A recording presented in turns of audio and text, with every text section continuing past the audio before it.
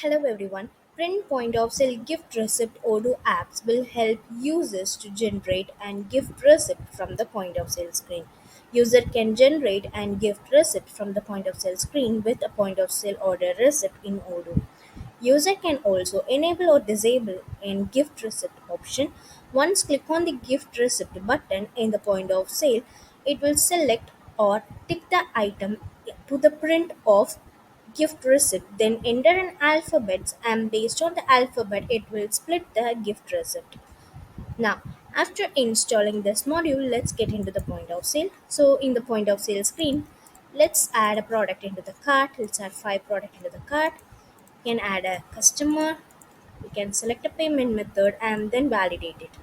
Now in the screen you can see a gift card on the top. If you click on that, you can see all the products will be there in the gift card print, where we can see an option to print, so we can print it from here itself. Now let's get into the settings of the point of sale, so where we can see an option to enable a gift receipt. Now let's save this one. Let me refresh the point of sale over here. Now let's add a product into the cart.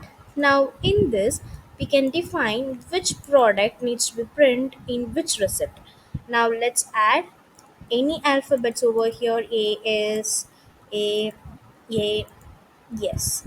So these two comes under a same receipt and these three comes under same receipt. Now let's select, I need to print all those. Now let's split and select a customer and I'll do the payment.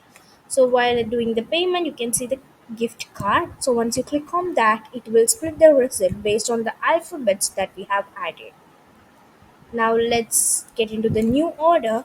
From here, we can just click on the refund option. You can see the refund order, where in this page you can see the gift card, where you can see the gift card where we have an option to print from the refund page as well.